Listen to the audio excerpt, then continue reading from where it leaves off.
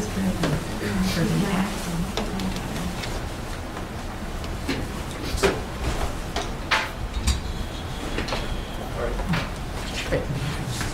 Welcome everybody to the regular school committee meeting of December 3rd, 2013. Calling the meeting to order at 6 p.m. First item on the agenda, as usual, is the consent agenda. If there are no objections, we'll consider the meeting minutes of November 19th, 2013, and the warrants for December 6th, 2013 approved. Excellent. Correspondence. Anybody? Actually, I believe I think all the Stowe reps got letters from town clerk asking that election day be not parent-teacher conferences, that it be either staff development or a real vacation day. And this afternoon I got another letter from a resident reiterating that point, saying that they wholeheartedly support town clerk's position and strongly encourage us to not have parent-teacher conferences or school on election day. Okay, and perfect timing because it's on the agenda. So we'll talk about that a little bit later if that's... But I will forward that so it can be part of the record, but okay. I just got it this afternoon. So. And we had a similar plea from our town clerk as well. And our local chief of police, I just got an email from him. Okay. I don't know if this should be falling under correspondence, but I'm going to take this opportunity to remind everybody that in the tri-town meetings, we try to have the reps from each town attend the meeting that's in their town. And this next one is scheduled for Wednesday, December 11th in Lancaster. So if we could be sure to have somebody from Lancaster attend. Where are they? It's usually in the Bachelor library, the meeting room of the it's in the library? Yes, downstairs. Okay. Just one of us or all of us? Just one. I mean, if more than one want to go, great, but we should have at least one. And did you say 7? Is that December 11th or 7? I believe it's 7. Anyway, Okay. just wanted to, a gentle, friendly reminder about that. Well, I didn't know that we were. Okay. I just found out about them. I don't go to a lot of the town meetings yet, so. Okay, thanks. So the purpose of that is just to talk about any issues that involve the school district, and all 3 towns have their select people, maybe not all of them, but representatives, kind of like we do, there to raise concerns. Great, thank you. Superintendent's report? Yes, we have several people here to present in person. I'm going to start with Tanya Rich for our fall report for athletics.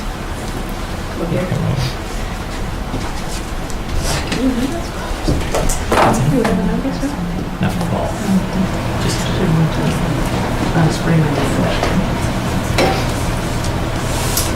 All right, so we had a pretty good fall season. Out of 8 of our varsity teams, 8 teams did qualify for the postseason. We ended the season with 4 league titles, girls soccer, field hockey, boys cross country, and girls cross country. We had a total of 35 Mid-Watch League All-Stars through our sports teams. And we had Mid-Watch League MVPs in girls soccer and field hockey this year. Out of our 354 fall athletes, 73% of those students made the Quarter 1 honor roll. As of today, we have 3 seniors that are planning to play Division I sports next year. We've had one of those seniors sign her national letter of intent, and that was Emily Sargent, who's going to be playing softball at Central Connecticut. Sammy Geltima will be playing field hockey at Holy Cross, and Emily Kiefler is going to be playing soccer at Villanova, and they'll sign their letters in February. One other highlight before I get into certain teams is the girls soccer team was selected as the 2013 MIA Division I Girls Soccer Sportsmanship Award winner.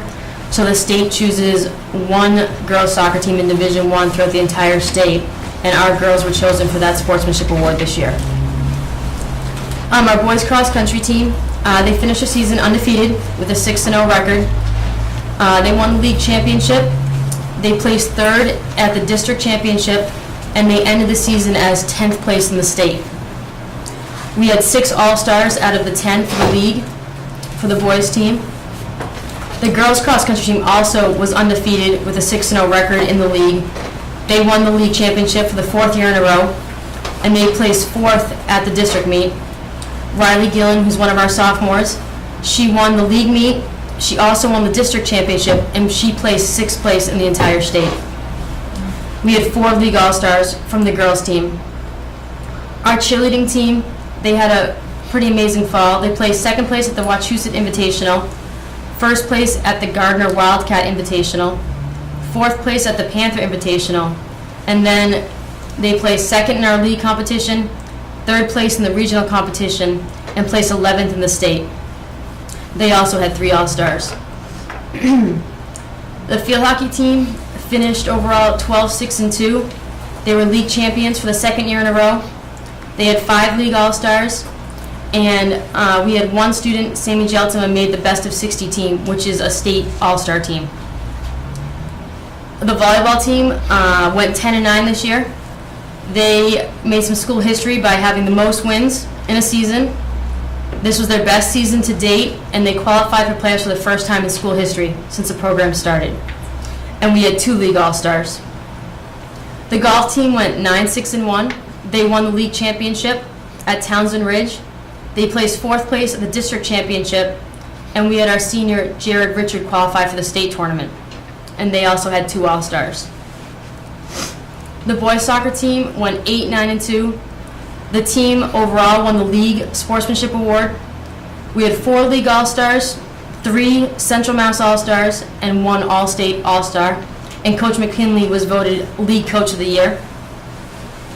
The girls soccer team went 14-2-4. They were league champions.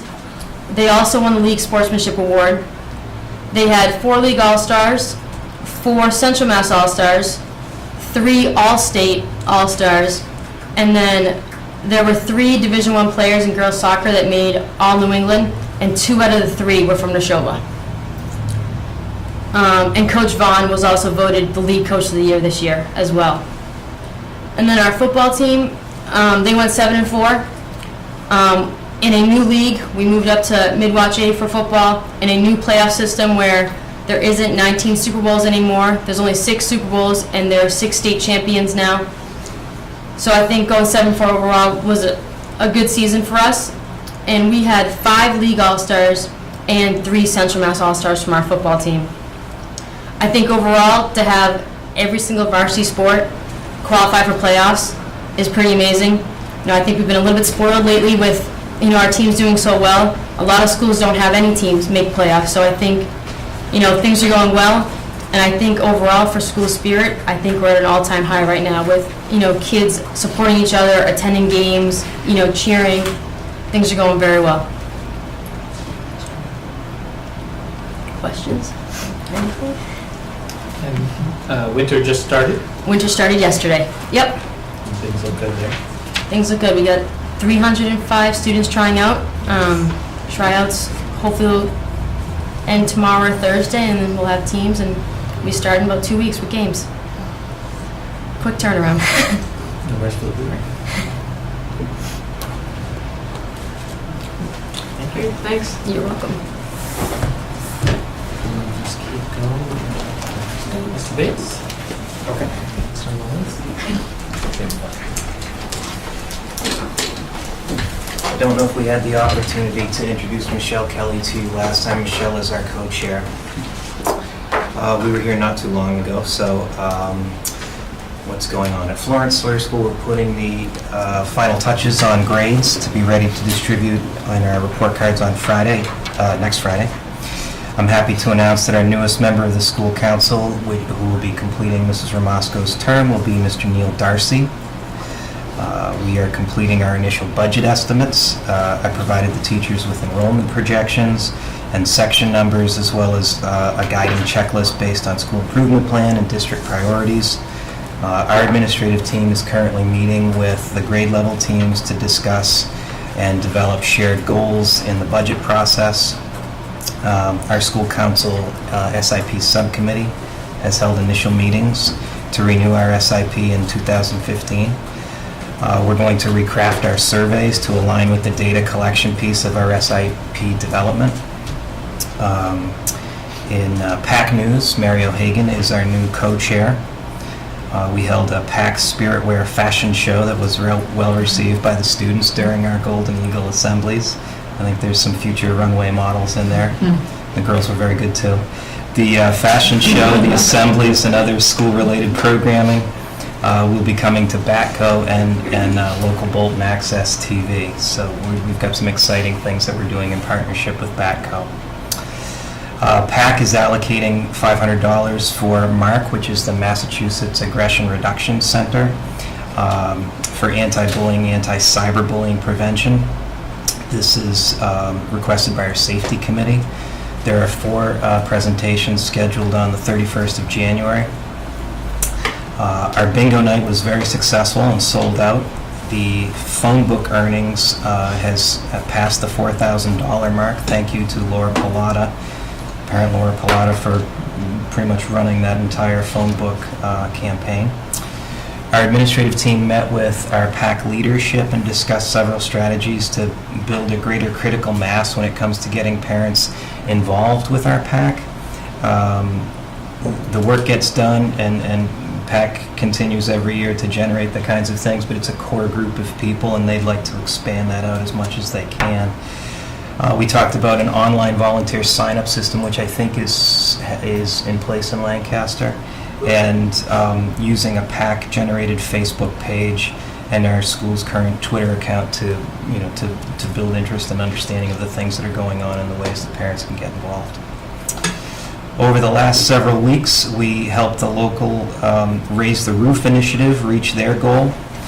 We generated over $600 to the Purple Pinky Project. We collected over 400 pounds of canned goods and donated it to Wheat at our Drama Society's production of Aesop's Fables. We're currently in the middle of our Toys for Tots drive, our bracelets for the Philippines drive, and our winter book drive. So there's a lot going on at Florence School. Did you say Mary was a co-chair? Mary, yes. Mary Who's the O'Hagan. other chair? Karen Fry. What's the Purple Pinky? Purple Pinky Project is the Neshoba Valley Rotary Club approached the school district, and the Purple Pinky is symbolic of the immunization that children receive in the last 3 countries where polio is still a national threat.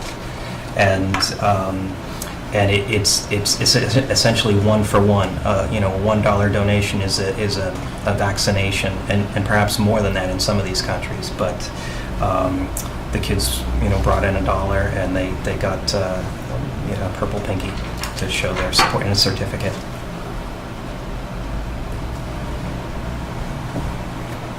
Thank you. Thank you both. Thanks.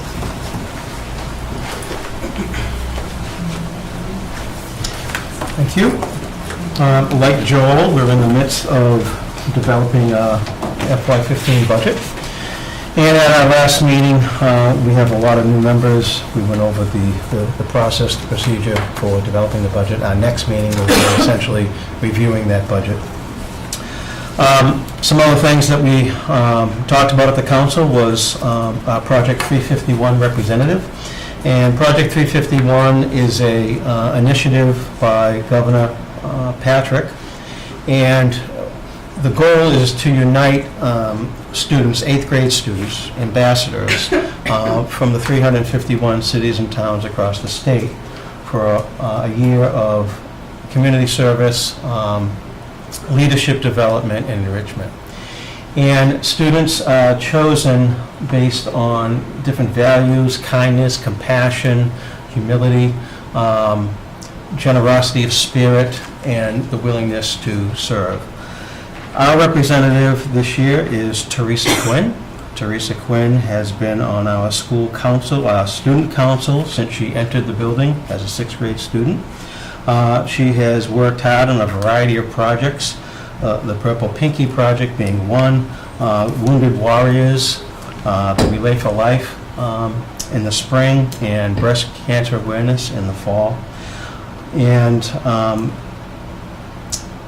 on January 18th, Teresa will be headed to Boston, a day of celebration and community service. It's to honor Martin Luther King, and it is hosted by the governor. She'll be accompanied by ambassadors from across the state and our health teacher, Julia Houghton, who's also been involved in the project for the last couple of years, and Julia will be serving as Teresa's coach throughout this process. So it's a great opportunity for 8th grade students everywhere in the Commonwealth, and we're really proud that Teresa will be representing Burbank and the town of Lancaster. On December 11th, we'll hold our geography bee, and this year the bee is being coordinated by Dave Dillon and Luke Steer. They have done a great job through the months of October and November trying to generate interest in geography. We have a geography question every day right on the intercom. It's posted throughout the building. The questions are always very interesting and informative. We've had more than 50% of the school participate in the daily geography challenge. We've had loads of adults, staff members, UPS drivers, oil delivery guy, all kinds of people stand at that easel and read the questions and try to figure out the answer. I'll give you today's question. Can you name the state that had the single largest snowstorm? It was 189 inches. In history. In history. Anyone want to take a guess? You have 15 seconds because that's the rule for the geography bee.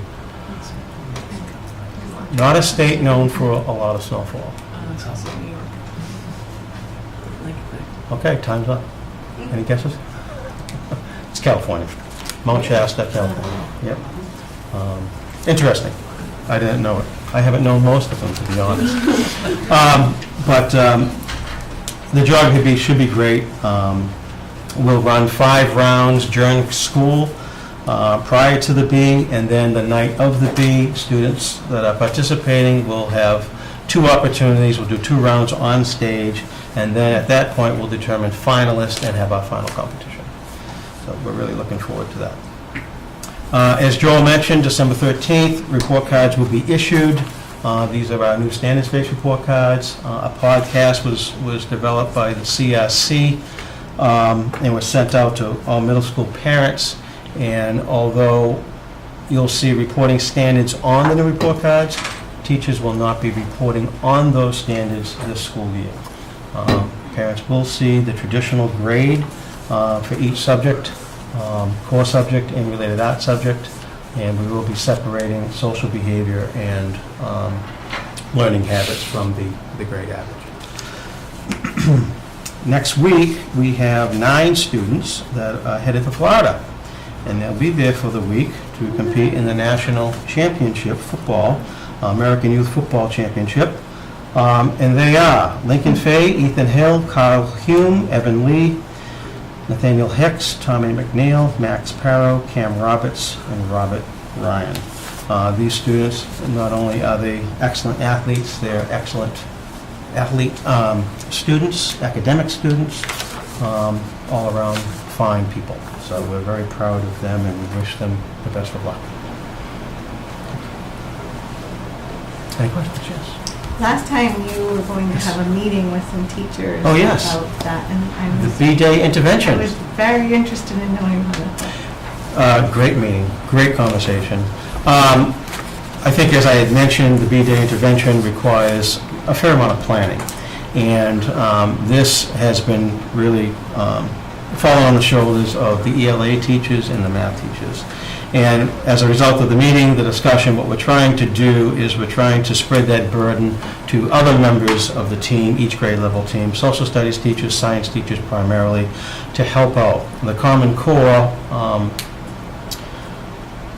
mandates that literacy is taught in all subjects. So this is a nice fit, a nice way for the social studies and the ELA teachers to really help out in terms of some of that planning. It's going to be a little more challenging with the math, but it's going to work out well with the ELA. So they're positive, they're feeling they're not overwhelmed with the shortened period that day, that it's... Yeah, I think the intervention is good. The shortened period, everybody wants more time. There's no question. Do they think it's worth it right now? They're thinking it's, or they just want to try it more? I think I know it's worth it. There's no question we're providing excellent assistance to kids that really need assistance. And this approach is in response to an approach that we've had for the last 3 years, Right. which had some issues. So when you weigh the two, this is a better approach. And I think the teachers would say that. And the kids that need to be pushed a little further, they're getting it as well? Yeah, oh yeah, they're getting it. And they're getting it in a way differently than they've gotten it for the last 3 years. So everybody's getting something, and it doesn't draw focus to any individual students.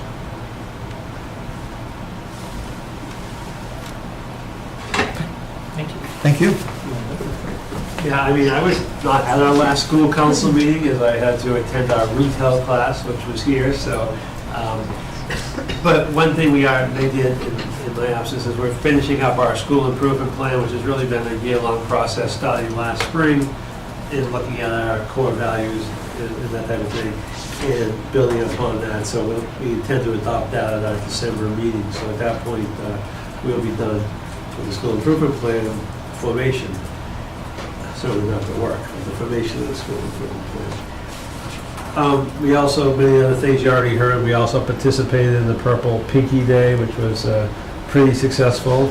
Everyone said that when they painted your purple pinky that it would come right off in a couple of days. I had to use nail polish remover in my life to get my pinky back to the proper color, but other than that, it worked very well. And it was something that was done at lunch, and the kids were excited, so that it was a nice thing.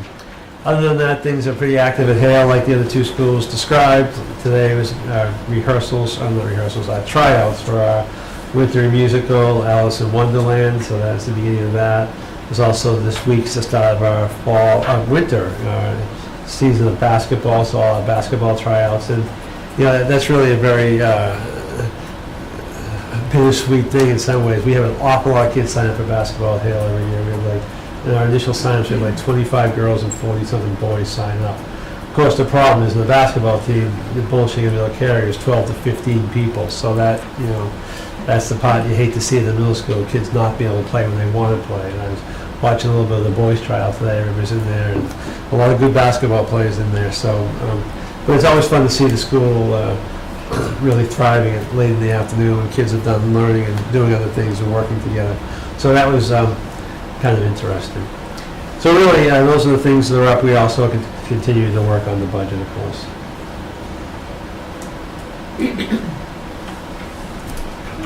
So other things that are happening that are not necessarily in the superintendent's report written before you. We have the honor on Friday to have the Secretary of Education visiting us. Matthew Malone will be visiting our high school in midday. We learned of it on Monday. He will be, he's doing tours of schools as part of his getting to know public schools across the Commonwealth. And I was at a meeting, Board of Education meeting, where he expressed his interest in learning about regional schools specifically, because he hasn't had regional schools in his breadth of experience as a former superintendent and principal and director in schools himself. So we're honored to have him here, and we'll be taking a tour. It's a rather quick visit, but we'll be taking a tour and walk through classrooms, and he'd like to meet with our union president and get to know him and issues that they see, and then he'll be whisked off by his handlers, I'm sure. So, but it's a great honor for us to have him here. You have in your packet the Assabet Valley Collaborative Agreement. Some of you may recall actually voting on this fairly recently, and it's not something we do on a regular basis. However, due to the new regulations of Chapter 43 in the Acts of 2012, there were a number of changes to how the state wanted collaboratives to be managed. And because some of those changes have run into some logistical concerns, there have been conflicting reports about how to manage the language that should go into collaborative agreements. We have also had additional districts want to join our collaborative, so that's reflected here as well. So the collaborative agreement is something that you do need to vote in. I'm not asking for your vote tonight. I did want to give it to you so that we could vote by our December 17th meeting. So if you would read through it, and if you have questions, we'll discuss it more in depth on the 17th. I can also provide you for that packet a timeline of different things that have gone in there, so you can see some of the changes and some of the reasons for them. One of the more challenging issue, which has been a Department of Elementary and Secondary Education issue, has been the matter regarding the representative appointed by DESE to now sit on the collaborative board. And that matter still has not been resolved, but they have given permission for collaboratives who are at this stage to go forward and get approval from their local committees. So I ask that you read through it. If you have some questions, we're very fortunate. We have, I think, one of the best collaboratives around. It's a very responsive collaborative in terms of the needs of programs that we require in addition to what we offer within our district. And so I think we get a lot of value for what we invest in the collaborative. Is there a way for us to see what's different? Well, I can give you, I was just double checking that. I have a timeline that I can send out to you, and that will give you some different elements in each of the pages, yes. I don't have a sort of a tracking one document, but I do have a highlighted document that points out the different things on different pages that's changed. So you're going to have to look at two different documents to see it. Okay. And I'll get that to you. Any red letter things? There really aren't, as I say, most of it is to align better with the new statute. Much of it has to do with clarification around create the membership of the board of directors. There was some original language in the interpretation that the board had to be could be a school committee member or a superintendent, and they got clarification that it could be just the superintendent as voted by the school committee and recognized by the school committee. So things like that we did have originally that way. They asked us to change it. We did. Now they've given us more clarification, and we're allowed to change it back. So we are, so we've submitted and received feedback. I think this is our third iteration. So we're trying to, and it's mainly on their changing the wins within DESE. There's some description about surplus funds. They can do borrowing, which regionals can't, which is a bone of contention that regional school systems have for now with collaboratives, and I'm sure municipal schools, districts have, but they can have their own borrowing agreements, and so different things like that. But again, they're just clarifications of what the law now allows, and we had to fine tune it in our existing collaborative to make sure it aligned. So if the collaborative borrowed, it says that they need funds against something for real property. Wouldn't the property be the property of the collaborative? Correct. So we would be borrowing, and the liability for the property could be our. Well, it's all stays within because the collaborative is the entities.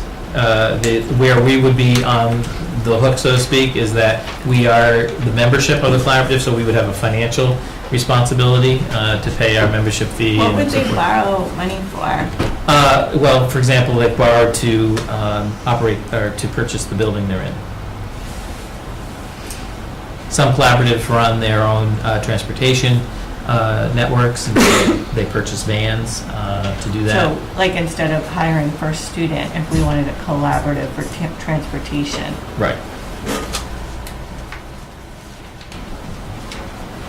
so now, as part of that collaborative, we own a percentage of that building? Or the It collaborative? doesn't really work owns that way until they dissolve. The collaborative. So if we Right. left the collaborative, any monies that we So if we left, include, then we don't get those monies back. correct, and we may in fact have some responsibility to the debt. So there's a To the separation collaborative. And you're process. happy with this collaborative? Very, very. We used to belong to three, about 3 collaboratives? three collaboratives, because it was sort of historical. Each town had their own membership and Oh, affiliation okay. with a collaborative. So about 5 years ago now, we decided to look at what one did we most affiliate with and have the most value in terms of where we were placing students. Because there's time for me, time for the director of special ed in terms of our involvement. It's a requirement that we're Right, involved. yeah. You have to go So to the it's, collaborative. I think it was a good choice, and we went with the Aspen Valley Collaborative. Do they have any other initiatives right now for any major expenditures? Oh, expenditures? Just major, not. Nothing on the capital side. They're finishing up. They did purchase their building. It's a lease to purchase. They're finishing up a pretty major HVAC initiative in the building, so that's about in its final phases. But I think it's a very proactive group in terms of meeting the needs of the districts. There's an advisory operations group that meets regularly with the executive director, which is made up of the membership districts, and they talk about programs, they talk about services. It's beginning to become more of a professional development arm, not just for special education providers, but for regular education initiatives as well. So they're definitely a big part of that. They run, or they contract out for transportation, but they run that component and it's you can opt in or opt out. We have in the past opted out. We're now looking at maybe opting in. And so that's a big part of their revenue stream. Do they do any stuff with healthcare with a larger group? They have not ventured into that. They do have some business components. I'm a little bit embarrassed to say it, but we refer to it as the rolls and bread bid. But that's just some historical. That's part of what they did. But they do try to do some collaborative purchasing for available, to make it more economical for districts. But they have not ventured into healthcare. Thanks. I don't know if they talk about that. No, I don't think there's there's not really a huge need for it, Yeah. because between the collaborative co-op we're in Maya and other regional collaborative co-ops, I don't think there's really a market There's not a for it. cost benefit. Right. Yeah, it's just a very I was just trying to think of complex some of the bigger cost items, like software, you know how we have licensing, per Mhm. seat license always Mhm. goes down with more users. Right. So if we're spending 10, it might be 6, or Right. things like that. And there are some initiatives around that. For example, I know they did that with a software for the evaluation system they made that available. So they do try to do some things, that the districts are interested in doing, and it comes from the districts. I mean, they're very much it's a collaborative, I think, in the truest sense. So just to finish up, the report cards are coming out, trimester ends on the 6th. The report cards will be coming out the following Friday. I wrote a lot about the calendar and the different background of the options for the calendar, but that's coming up a little bit later in the meeting. I also added here, and Joel touched upon this, but I'll be starting a cable show with Bolton Cable. It'll be something that we'll be showing on all 3 stations. I'm excited about it. I used to do it in a former district and really enjoyed doing it. And now that the Bolton has the set for it and so forth, so it's going to work. And we're looking for more opportunities for our high school students to become involved. We're just trying to figure out how to have television credits awarded when it's off-site like that. But so I'm excited about that. What kinds of things will be in the show? Well, I think, I haven't talked to my producers yet, but I'm looking at things like, where we interview directors of special ed and assistant principals of superintendents for finance, and different things that are initiatives that we're ongoing, maybe the CRC, membership from the CRC have people that, the public doesn't necessarily get to see, but they're working hard on different initiatives. That's great. So, it just won't be That's a really talking great. head. Yeah, I think So. it'll be. So is this like an Oprah or something, or Ellen, or? Let's see, I'm gonna go with, Kissing your yes, something like that, yeah. But you're not going to give away gifts. I'm not giving, there'll be nothing under the That's seats. Right. Yeah. And that's my superintendent's report. Is there a budget for that? No, because it just started, but we may have to think about that for FY15, we'll have to look at that.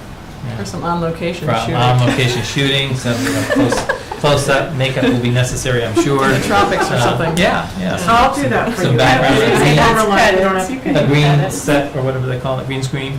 But, in all seriousness, when we talk about that, the part of the initiative behind the revenues that all three towns receive from the cable companies for public education television should go to educational programming, and we just have not figured out a way to do it as a regional basis. We do some small things in each of the schools, so I'm hoping that this will be a way to start getting a regional feel to public education television. So if you're doing that through Badco, how does that get to Stowe and Lancaster? So we have to work out the specifics, but it'll probably be the same way we're doing our own televising here, where we're sending it by disc initially. But so we have to work on figuring out a way to. Don't we have that fiber that we could use? Well, again, so we have fiber, but it's not the same fiber that the towns have. So it wouldn't be a way to. I don't know of a way to upload from them out They to. They didn't give us an institutional fiber to catch all the buildings?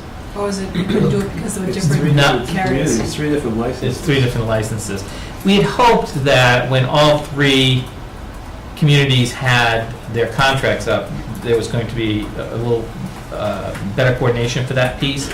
But it's challenging to do. And Bolton actually is working on it again because their contract is up.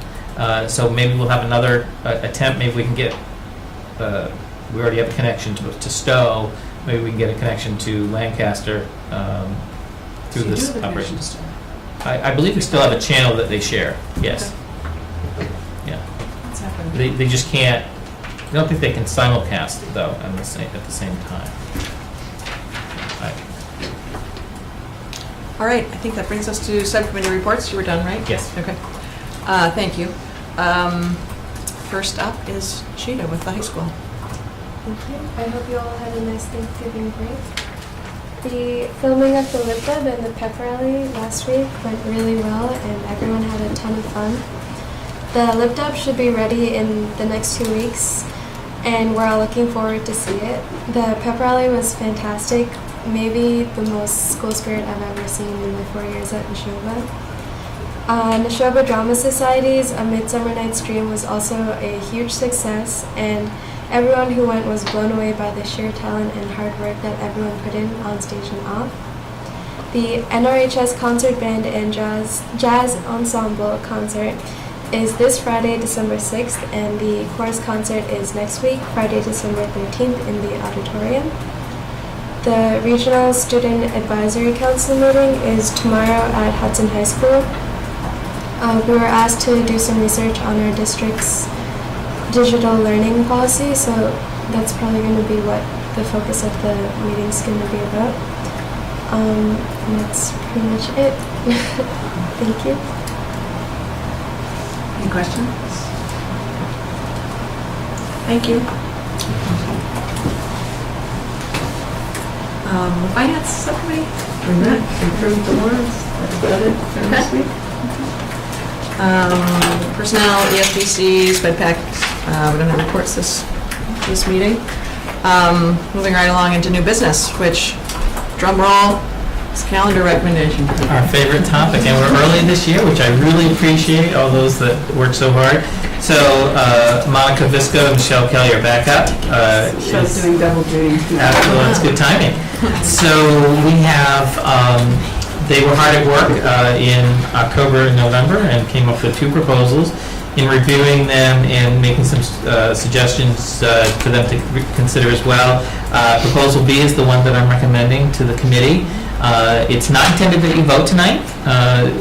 Again, we're sharing it with the public. We want public input if people would like to do so. But we've gone by our professional development committee. The association has reviewed it and given us feedback. And we've incorporated those comments in there. And so I don't know, Monica or Michelle, if you want to talk about the development and where. Well, we had representatives from Unit A, Unit C, we had one parent this year. We did a survey. So we had pretty good feedback from everybody. Every representative went back to their building and took feedback back to the committee. So, we did move 2 forward. The first one was kind of a fantasy calendar because it really did not abide by the collective bargaining agreement.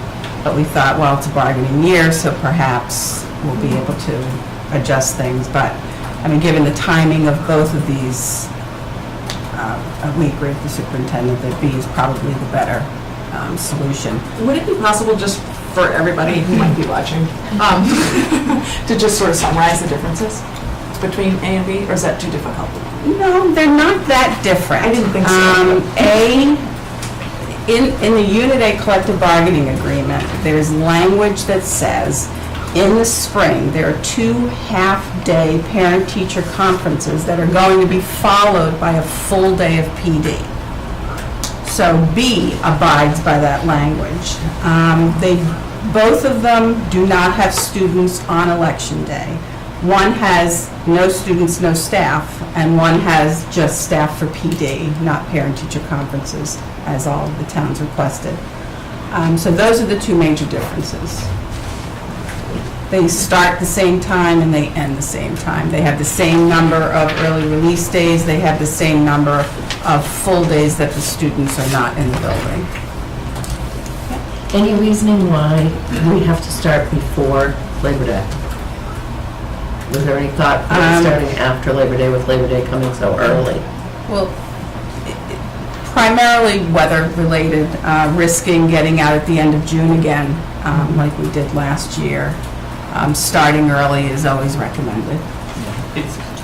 Unless we're willing to tackle the 2 breaks in the spring, it really does become problematic when you're getting up into June, as we did, far into June as we did last year.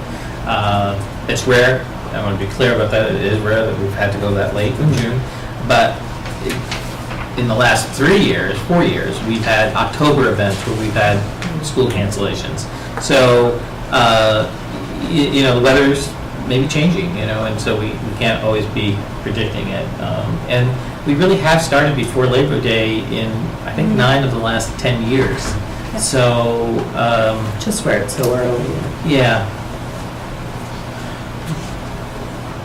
But if you want to entertain the week breaks in the spring, I think it would be avant-garde. I think we should. I do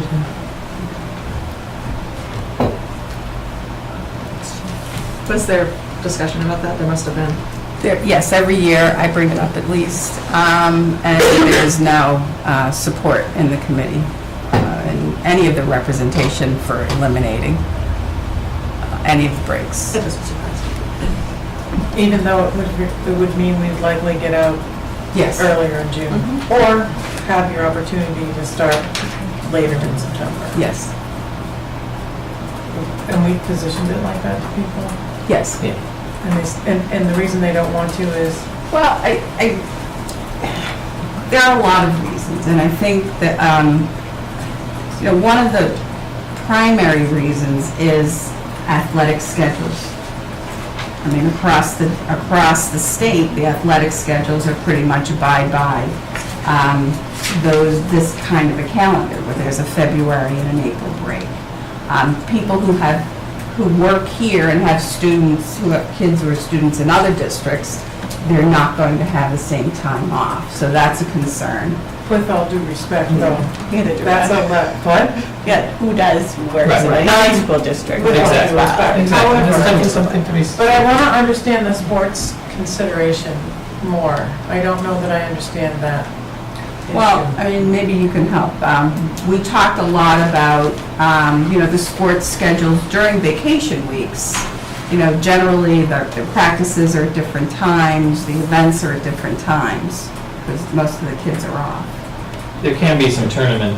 Yeah, there are some, like Activity in in February. February, there's a lot of basketball tournaments and things like that. We be in school. I mean, I didn't realize those were instrumental, actually, so I just. Well, this is one of the reasons. One of the other reasons is that there's a pretty firm belief that the February vacation kills all the germs. That is definitely, No, It's held lively. At school. it's widely held. There's 1, 2, 3 full weeks of school before February vacation. I mean, seriously. it comes up every That's year. ridiculous. Yeah, it comes up every year. Well, how do we encourage it? How do we move the ball? I just don't, I don't have enough purview into the issues, and maybe I should. Well, it is a committee, and it's made up of representatives of, like I said, all of the levels across the district and parents. We did do a survey of parents and staff across the district. It's on the website. There are very few people in support of eliminating the vacations. We asked on the survey, if ending school in late June is not desirable, would you favor eliminating the breaks of December, February, or April? December, 2% said yes. February, 0%. 45% said February, 11% said April, 43% said none. Those are good odds. Me, I thought it was going to be more of absolutely not, no one wants to hear Well, it. they also, I mean, I'm not trying to put you on the spot, I just oh, want I to understand, no, I don't understand. feel that way at I all. really I'm don't. just trying to reiterate the feedback that I've gotten on the committee for all these years. So, in the committee's done meeting, or do you meet regularly? We made the recommendation, we are open to reconvene now, we're available to reconvene. It's really at this point, I mean, the process is for them to make the recommendations, Right. review that, make sure that other groups are consulted, and then bring you a recommendation. But once it's in your hands, you have the purview to do Right. what you think is best for the district goals and the initiative of the district. Yeah, I would also raise the issue of the vacations also runs into issues of students who are special needs students who go to other schools. They would be being transported during school. So if you have families who have students in multiple schools within our district, that would be problematic. It's one of those issues where, just as the state, I think, has done a really tremendous job around the evaluation system, it's something that the state has to sort of galvanize around and be moving forward.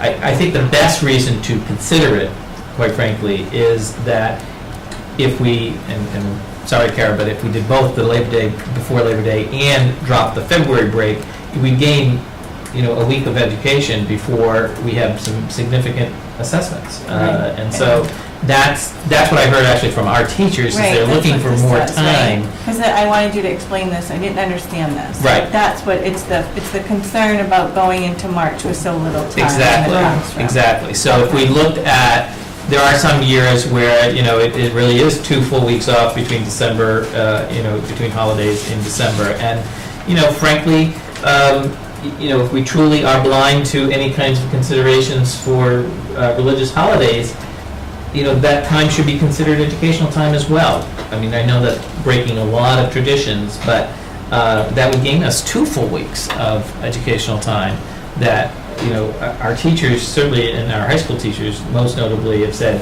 they would love to have, but they're not willing to give that up either. They're not supportive of changing it, so. What are the implications of if we were to switch to a March vacation instead of a February and an April? Aren't MCAS running in March? Wouldn't that be a problem? Well, you'd have to do it the week just before MCAS starts. You'd have to break the week before? Right, I mean, if you were going to do it, it would have to be that first or second week of March, if you did. Well, we wouldn't want to do that. I don't want to do this anyway. Well, I mean, I was just answering her question in terms of if we were going to combine them. Otherwise, we would, just keep the April.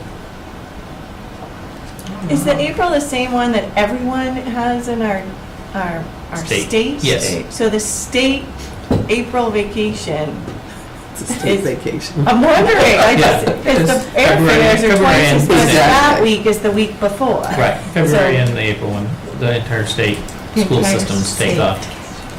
Which alone seems like a really cumbersome thing. I mean, if everybody in the state is doing it except for us, then we're out of sync with the state. so many things. Exactly. But the one thing I always complain about is time on learning, and we've got the longest unbroken time slot we have is between March and April, 4 weeks full school, no breaks.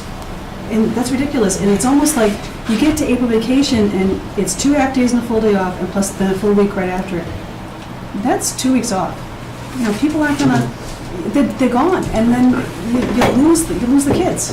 They're done. It's Doing those It's half really days, hard. doing those just being honest here, doing those half days the week before, to me is saying, get the cheaper airfare. Yeah, That's what it says to me. that's what we do. Not that I'm flying. Yeah. Are there any other districts in the state that are considering this, or? I brought it up at the Worcester County Superintendent's and our collaborative. They're always open to considering it, but we're all sort of on our hands thinking, we either all got to go or none of us go. maybe somebody should try it first. Well, I think there have been communities that have tried it. I know Framingham tried it a number of years ago. High school, they tried. And they reverted back because of, just the inconsistencies of everybody's schedule. It didn't work anymore. And, the issue around vacation weeks is really less and less an issue for parents. Parents, will go when they feel they can economically afford to go and feel like it fits into their schedules. Businesses don't abide by our schedule, so they have to, if they have vacation time and it's got to be taken before December 31st, it's taken, you go. And I don't have any problem with that. I'm just saying our schedule is no longer as a guide for parents as I think it once was, where, it was very much, 100% people would stick to what the school schedule was. Now it's probably about 80%. Do we have to take the full week off then? February? Or February or April. No, we you just don't have to do, there are no rules about anything. This is up to you. This is truly a school committee decision on your, Well, I'm only asking because April is just, that break is just too long for that time of year. I mean, I know my kids are done. It's hard to get them back on.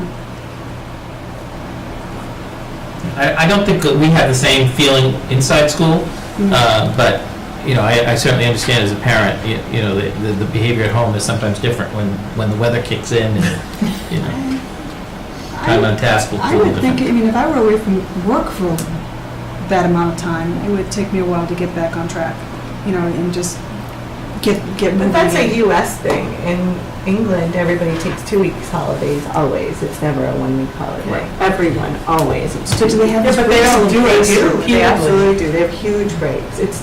They always have 2 weeks together. But they're concentrated, it's not They're like we get a week. and Right, we it's get not like a week and a week and a half All of August, here. all of December. Yeah. And it's the whole country. Right. It's the whole country. Everyone is it's different. So it's just different everywhere, I guess.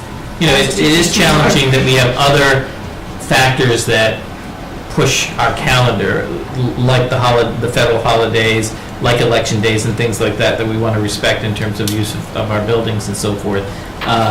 So, those are things that interrupt, certainly November, gets very problematic for continuity of learning. We all see it, but there's nothing under our control. We can't change Thanksgiving, we can't change Veterans Day. We can go back to a half day the day before Thanksgiving. Pardon me?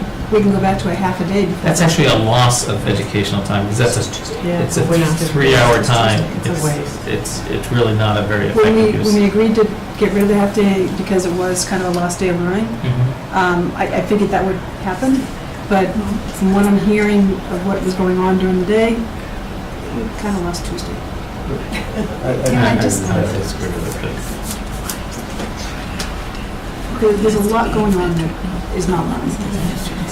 But I think people have to look at, yes, there's classroom learning, and I know some schools had abbreviated schedules so they could have, for example, the high school having the pep rally. But those pep rallies are important. They build a community of learners that, it's very important to the overall feeling and engagement of kids and their connection to a high school. In many ways, kids will remember those kinds of events much more than they'll remember their calculus class. It hurts me to say that out loud, but that's something that happens. Let's do that in a half day. What's that? Let's do that in a half day. You lose an entire. But then you lose the entire day, because that's now down to an hour and a half. So the schedule is now, 40-minute classes, whereas it's a half day, they're 20-minute classes. So essentially, if you do it the way you do it now, you're losing, if you want to call it losing, which I don't think it is losing, but if you want to call it losing, you're losing 1/3 of 180th. If you do it on a Wednesday morning, half day, you're losing a full 180th day. It really. When is Park? Park starts that same window of time. There's a broad window of time after the MCAS first 2 weeks in March, so it's the next 3 weeks of time. Till March. Yeah.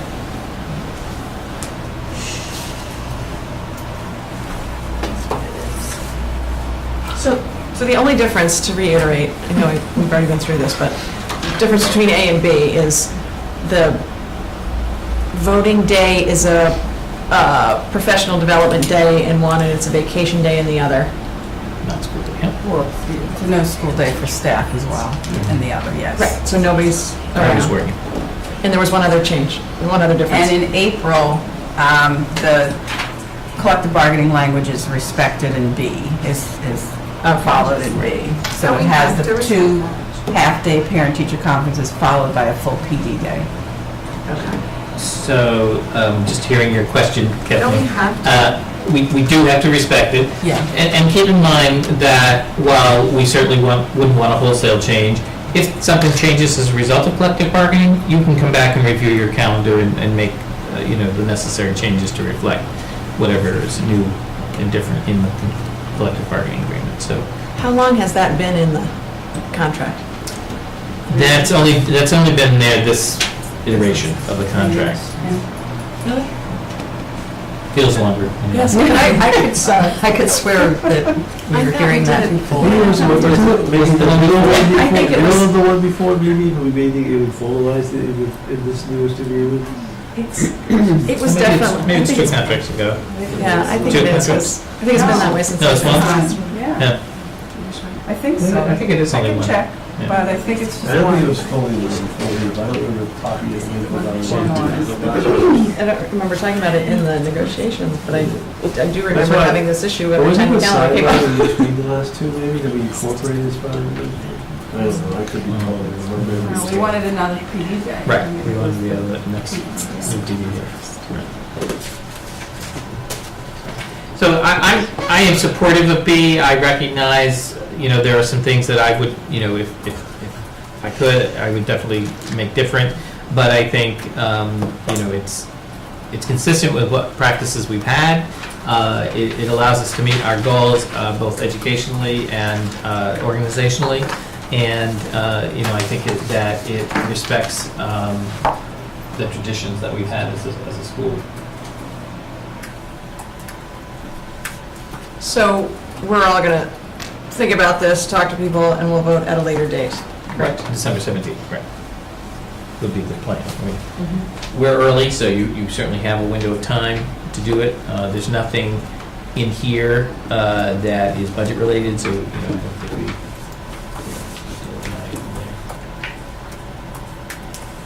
And if, in the next go-round of contract negotiations, things changed with this particular professional development arrangement, if we were to approve calendar B, we could go and change it later or not? Yes.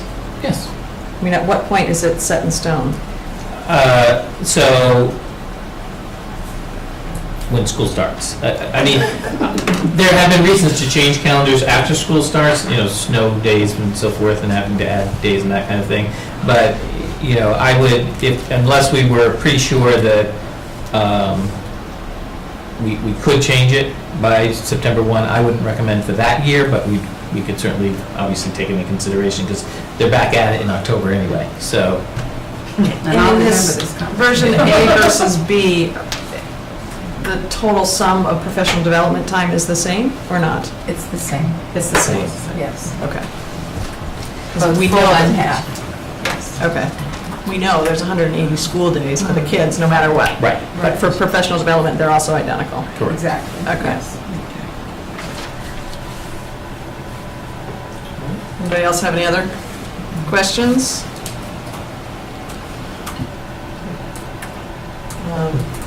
Okay. All right. Thank you both. Thank you. Appreciate it.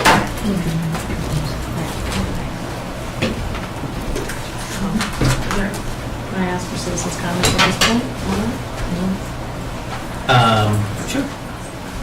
Sure. Were there any citizens here who wanted to make any comments about the calendar? Okay. You might see us on the 17th. Okay.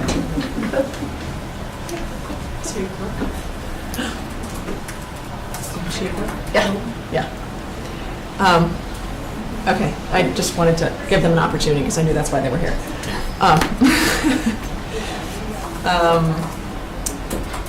Next, any new items for the next agenda while we're on new business?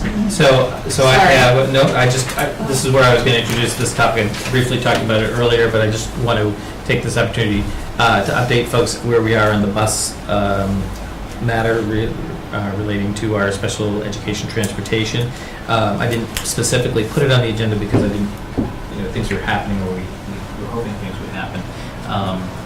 But for the next agenda, which is December 17th, we may have to take action, and we're not, I don't know what action that might be, but we may have to take some action as a board depending on the outcome of the bankruptcy hearings that are in process between now, December 6th and December 16th in New York.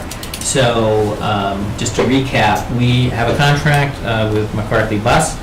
They provide special education transportation for both our in-district transportation runs for special needs students who require special education transportation, and then our out-of-district transportation for special needs students. So their parent company is going bankrupt, and so they filed for bankruptcy. And so all of the subsidiaries related to that are assets of the company and are part of the bankruptcy resolution process. And so we have been in contact with our attorney.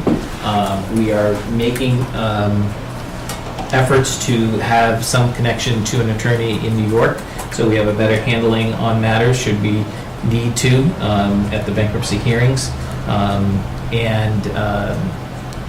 At this point, we think that that's a sound approach to take. It wouldn't be much work, but we just feel like we need somebody who can give us the feedback of what's happening in the district courts that's handling it. And if need be, there might be a change. That is, that if one of the bidders, if nobody bids on this contract or this component of the operation for the parent company, Atlantic Express, we would then have to take action. We would have to find another vendor because for all intents and purposes, it would most likely mean McCarthy's Bus would go out of business. we're hopeful that the outcome is that it's an attractive product to go after by another vendor, by another company. Somebody's going to bid on one or all of the contracts owned by Atlantic Express, and nobody will see anything different come January 2nd. But we just don't have a crystal ball, and these things aren't perfect once they get to the courts. So December, we think that with everything being done, by December 16th, we should know something by December 17th. And we'll have a sense of what kind of action you'll need to take, which essentially at that point would be whether we go out to bid and do that process, or just jump onto, because of special education transportation allows us to just sort of contract with someone. We don't have to go through the bidding process. And we have made those overtures, so we know we could have something geared up pretty quickly. We're not sure exactly how quickly, but we know it could be pretty quick. Do we have a worst-case scenario, plan B, and contacts and? Yeah. And if again, worst-case scenario, it fell through and there was no bidder that was interested, how much time do you have from the point where they cease operation? So for our purposes, they would cease on December 23rd. And so we've done some preliminary work with the vendor.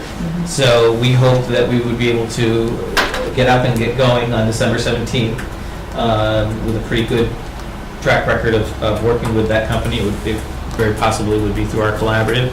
And so, we hope that the preliminary work we've done, we've absorbed enough of the cushion to be able to start back up on January 2nd. So, that's our worst case scenario, that we have to find a new vendor.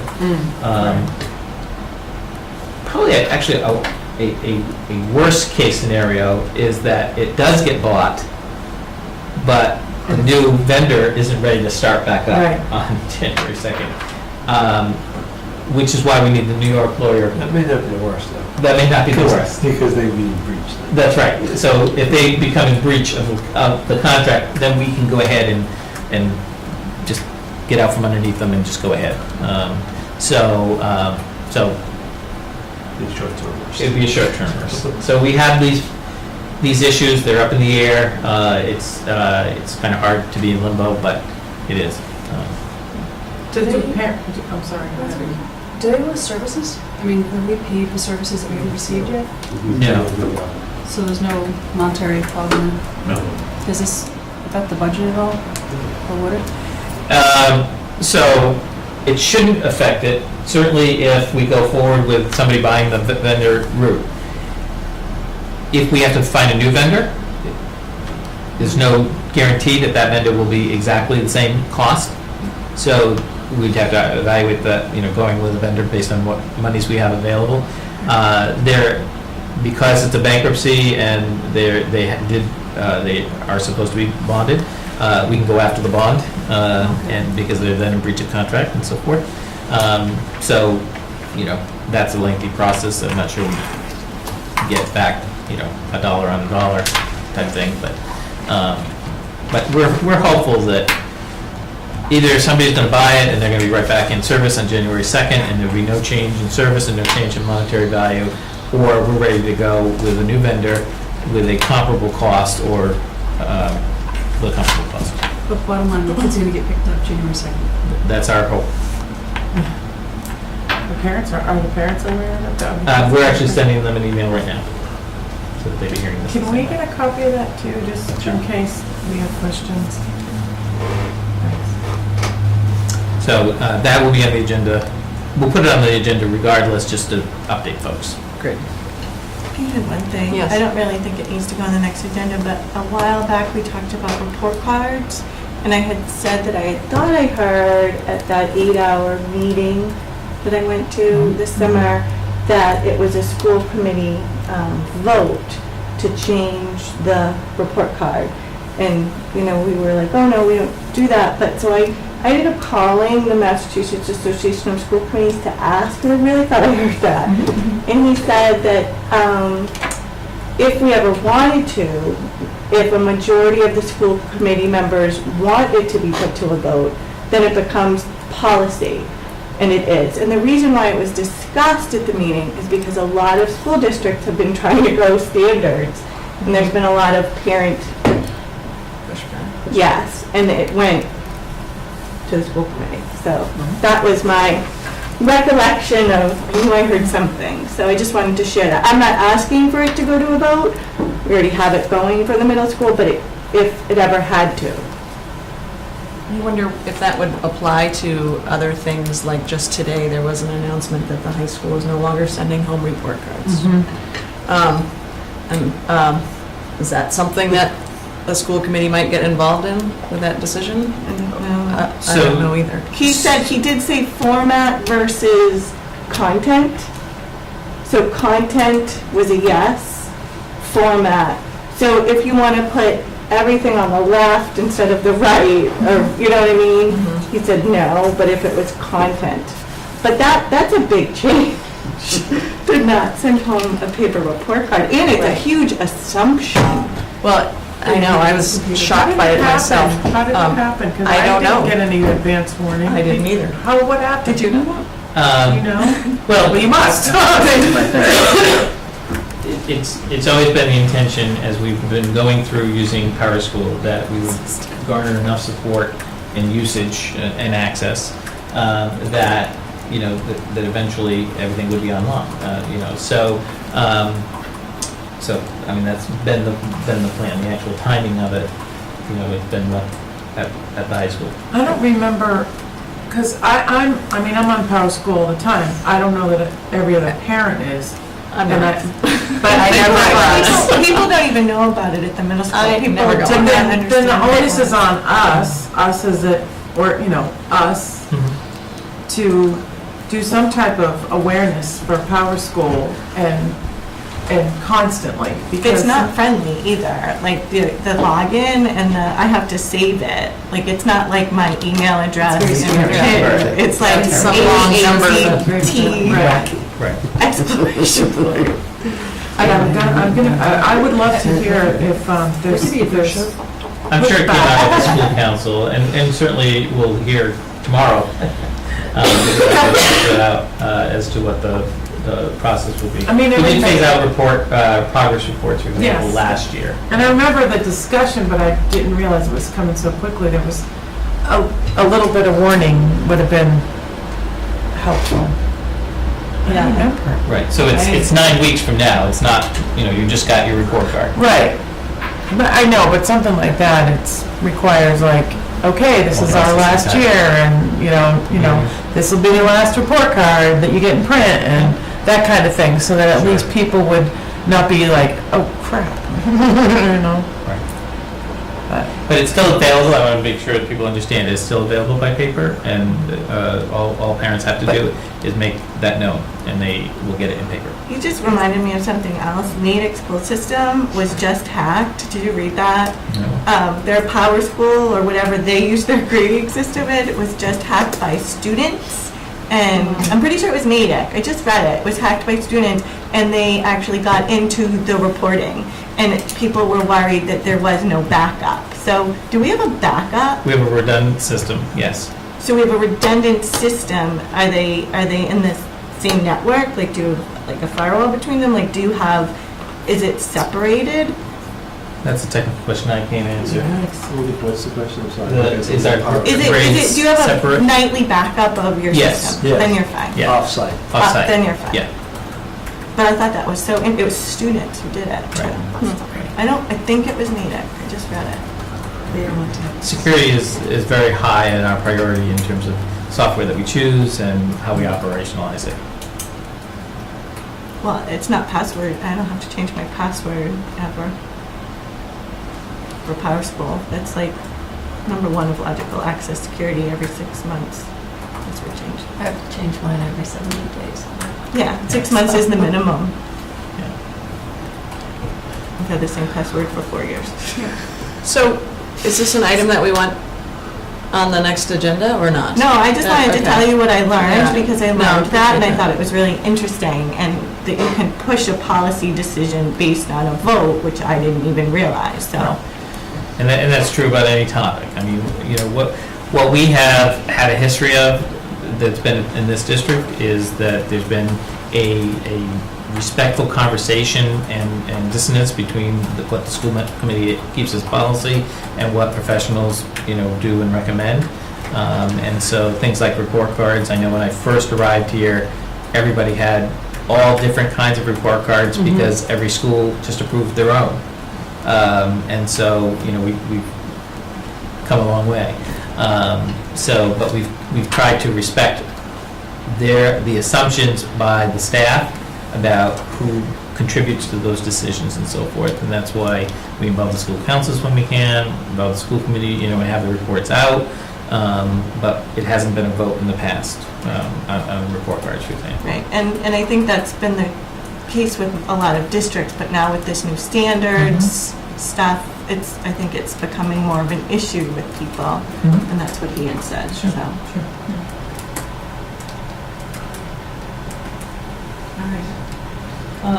We'll know in a week or two, you know, from feedback from parents as they see the new report card at the middle school level.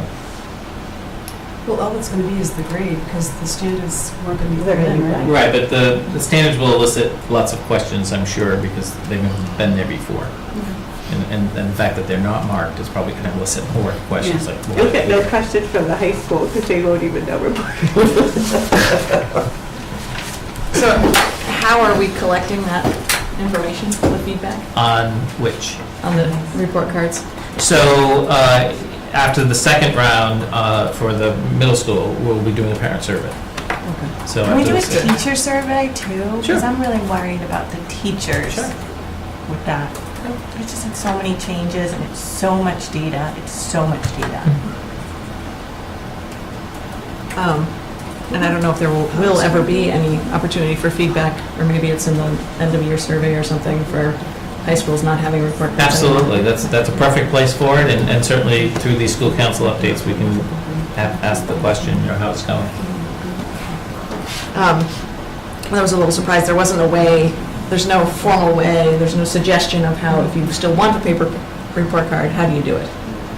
It's in the email. I don't know if it was on his verbal one, but in his email. No, it just says, contact the main office. Right.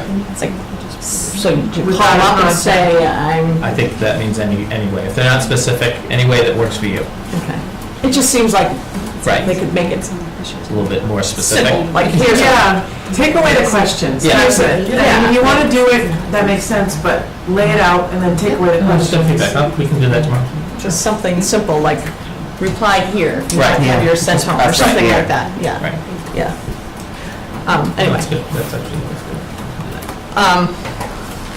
Okay, next on the agenda is old business. We are 4 minutes behind schedule, but not too bad.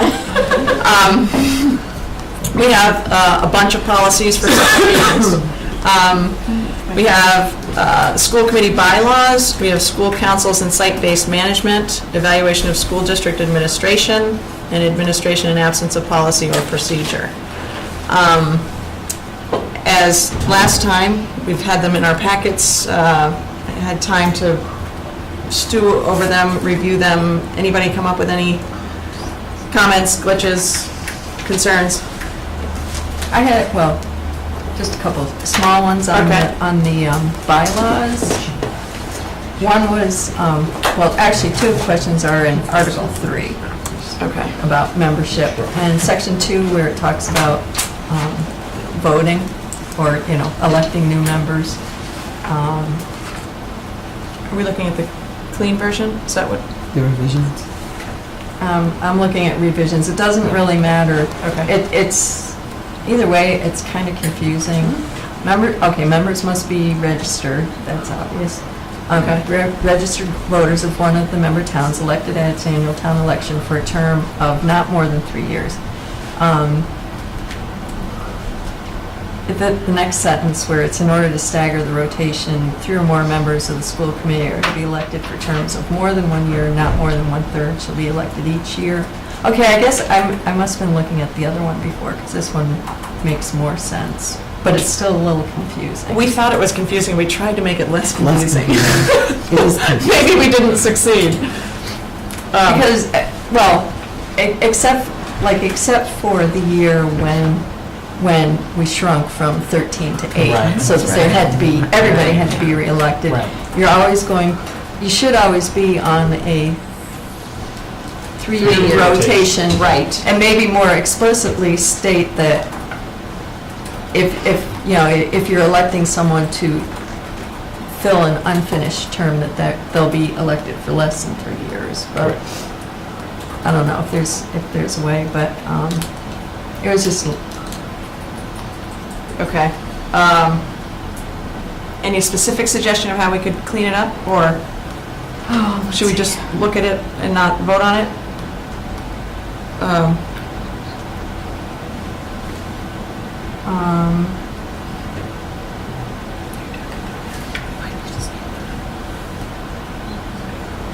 I wonder if we just said,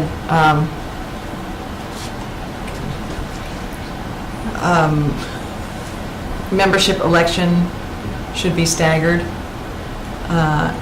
in order to more than one member per year being elected. I'm just trying to say that in a town, so if you've got 2 or more members of a particular town to be elected for terms at the same time, you'd want them staggered. Right.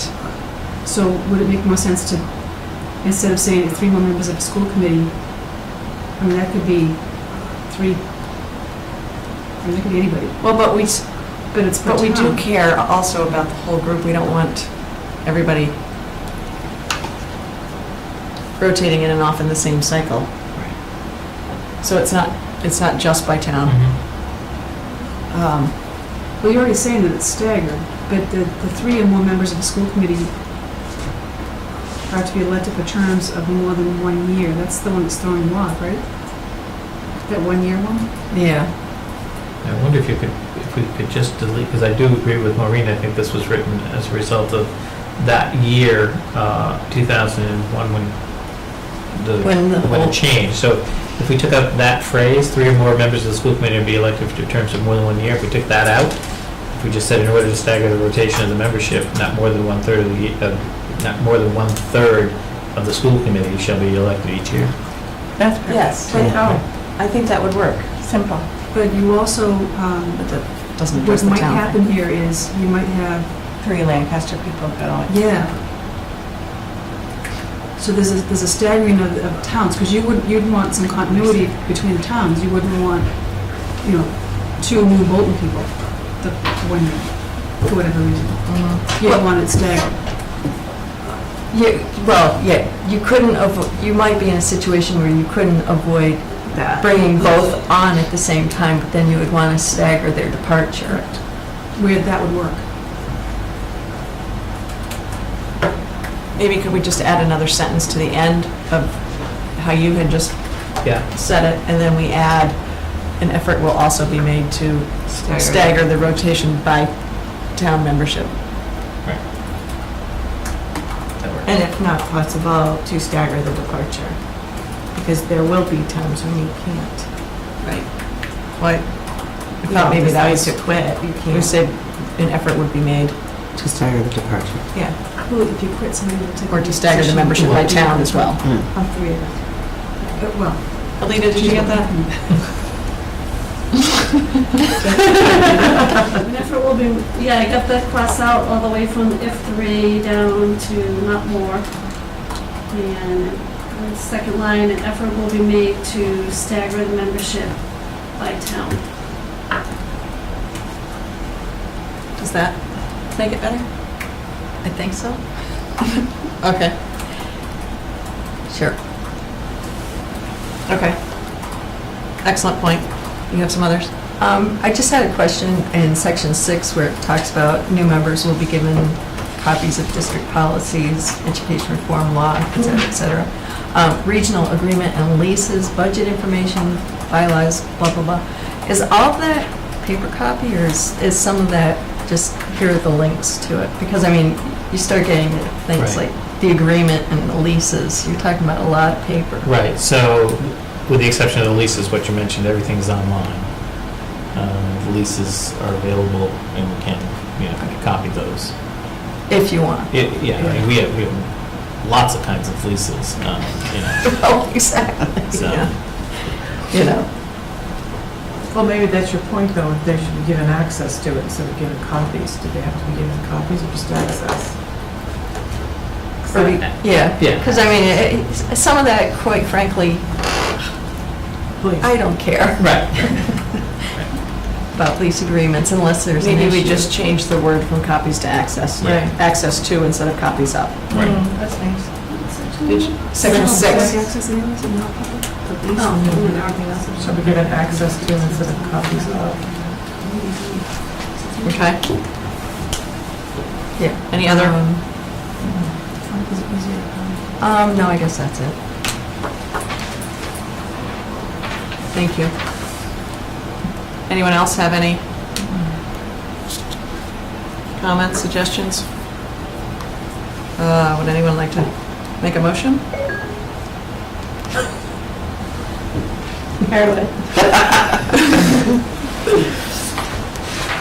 I'd like to make a motion Okay. to accept, do we have to make it now, or should we do it at the end? To accept the policies in the second reading of AAA, school committee bylaws, is that? Yes. But let's do them all. Yeah, so just say all those listed. I can just say all? Yes, To read them. of all those listed. Of all the policy second readings listed. With the changes With as the suggested. changes. As suggested. Yes. That. So glad you're doing this. Yeah. I don't like to because of this reason. It's But you're good at it. Yeah, you're next. I did it in college. Latin sorority. A second, anyone? I second that. Great. All those in favor? It's unanimous. Excellent. Citizens' comments? No?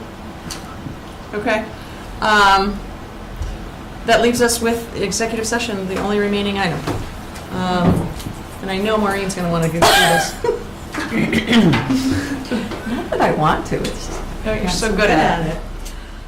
Let's see if yeah, now you're making me nervous, but, I move that we adjourn to executive session for the purpose of discussing NREA bargaining strategy for the upcoming contract negotiations, and that in addition to our school committee members, the executive session includes Superintendent Wood, Assistant Superintendent King, and Administrative Assistant Alita Masterson, and that at the conclusion of our executive session, we will adjourn to regular session for the sole purpose of adjourning the meeting, and no more business will be conducted at that time. You can never. We'll have a roll call vote. Lynn? Yes. Yes. Yes. Yes. Yes? Yes. Thank you. All right. Thank you.